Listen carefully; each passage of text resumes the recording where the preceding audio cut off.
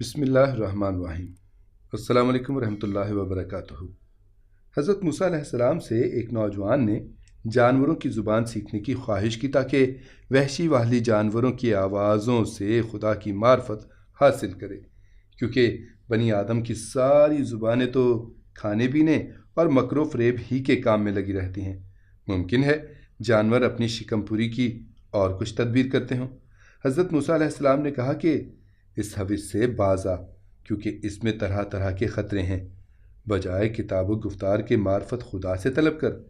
مگر جس قدر حضرت موسیٰ علیہ السلام نے اس کو منع کیا، اسی قدر اس کا شوق زیادہ ہو گیا، اور قاعدہ ہے کہ جس بات کو منع کیا جائے اس کی رغبت بڑھ جاتی ہے۔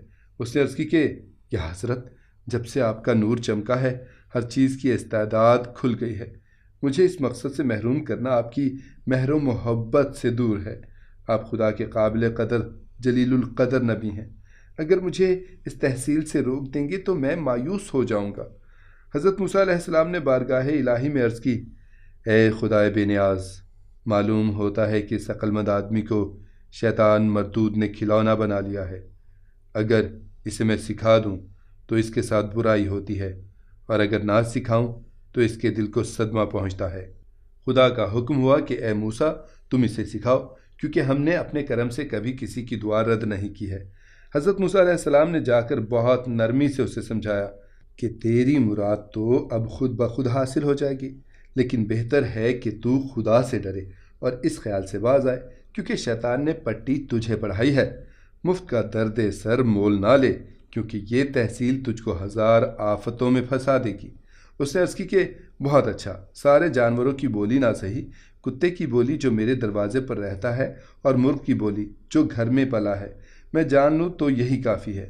حضرت موسیٰ علیہ السلام نے فرمایا کہ اچھا لے، آج سے ان دونوں کی بولی کا علم تجھ پر کھول دیا گیا۔ صبح سویرے وہ آزمائش کے لیے اپنے دروازے پر کھڑا ہو گیا۔ مما نے دسترخوان جو بچھایا تو ایک باسی روٹی کا ٹکڑا کھانے سے بچ رہا تھا، وہ نیچے گر پڑا۔ مرغ تو طاق میں لگا ہوا تھا، وہ فوراً اڑا لے گیا۔ کتے نے شکوہ کیا کہ تو کچے گیہوں بھی چگ سکتا ہے، میں دانہ نہیں چگ سکتا۔ اے دوست، یہ ذرا سا روٹی کا ٹکڑا جو دراصل ہمارا حصہ ہے وہ بھی تو ہی اڑا دیتا ہے۔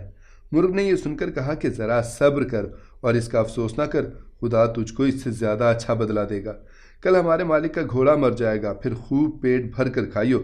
گھوڑے کی موت کتوں کی عید ہے، بے کوشش و محنت خوب رزق میسر آتا ہے۔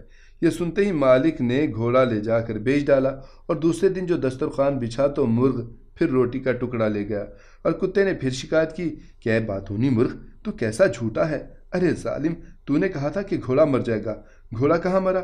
تو سیاہ بخت سچائی سے محروم ہے۔ باخبر مرغ نے جواب دیا کہ وہ گھوڑا دوسری جگہ مر گیا۔ مالک گھوڑا بیچ کر نقصان سے بچ گیا اور اپنا نقصان دوسروں پر ڈال دیا، لیکن اس کا اونٹ مر جائے گا۔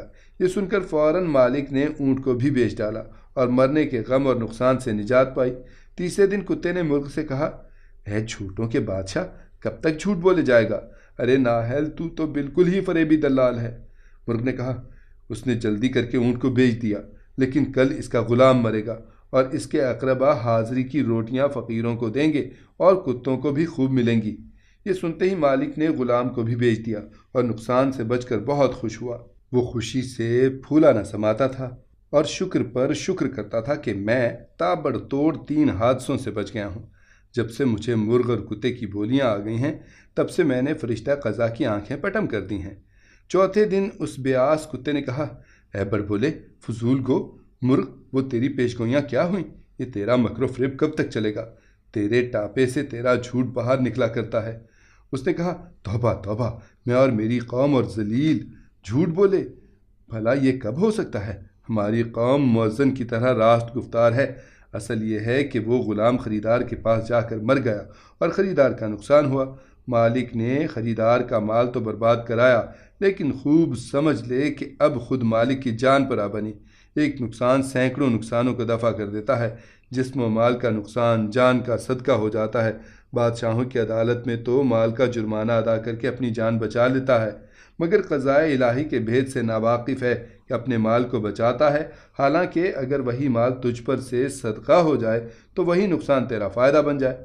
اب کل یقیناً خود مالک ہی مر جائے گا۔ اگر اس کے ورثہ فاتحہ میں گائے قربانی کریں گے پھر تو خوب مزے مزے کے کھانے کھائیو، روٹیاں، دسترخوان کا جھوٹا اور قسم قسم کے لذیذ کھانے، گائے کے گوشت کا قورمہ اور چپاتیاں فقیروں مسکینوں سے لے کر کتوں تک کو ڈالی جائیں گی۔ گھوڑے، اونٹ اور غلام کی موت اس بے وقوف مغرور کی جان کا بدلہ تھا۔ مال کے نقصان سے اور اس کے غم سے تو بچ گیا اور مال بھی جمع کر لیا، لیکن اپنی جان گنوائی۔ مالک ملک کی پیشگوئی کو کان لگا کر سن رہا تھا۔ یہ سنتے ہی حضرت موسیٰ کلیم اللہ علیہ السلام کے دروازے پر پہنچا۔ مارے خوف کے زمین پر سر گھسنے لگا کہ اے کلیم اللہ، میری فریاد ہے۔ آپ علیہ السلام نے فرمایا کہ جا، اب اپنے آپ کو بھی بیچ کر نقصان سے بچ جا۔ فرمایا تو اس کام میں بڑا مشاق استاد ہو گیا ہے، اب کہ بھی اپنا نقصان دوسرے مسلمانوں کے متھے مار اور اپنی تھیلیوں اور ہمیانیوں کو دوہرا دوہرا بھر لے۔ یہ امر شدنی ہے جو تجھے آئینے میں اب نظر آ رہا ہے، میں اس کو پہلے ہی اینٹ میں دیکھ چکا تھا۔ آنے والی مصیبت کو عاقل پہلے سے دیکھ لیتا ہے اور نادان بالکل آخر میں دیکھتا ہے۔ اس نے دوبارہ رونا دھونا شروع کیا اور کہا کہ اے صاحب کرم، مجھے مایوس نہ فرمائیے بلکہ رحمت و کرم کا امیدوار بنائیے۔ مجھ سے تو نامناسب حرکت ہوئی، لیکن آپ معاف فرمائیے۔ حضرت موسیٰ علیہ السلام نے فرمایا کہ اے فرزند، اب تو چلے سے تیر نکل چکا اور تیر کے واپس آنے کا دستور نہیں، البتہ میں اس کی عدالت گاہ سے درخواست کرتا ہوں کہ مرتے وقت با ایمان مرے۔ جو ایماندار مرے وہ زندہ رہتا ہے، اور جو ایمان ساتھ لے جائے وہ ہمیشہ زندہ رہتا ہے۔ اسی وقت اس کی طبیعت بگڑ گئی، دل الٹ پلٹ ہونے لگا۔ ایک تشت میں قے کی، وہ قے موت کی تھی، حیضے کی نہ تھی۔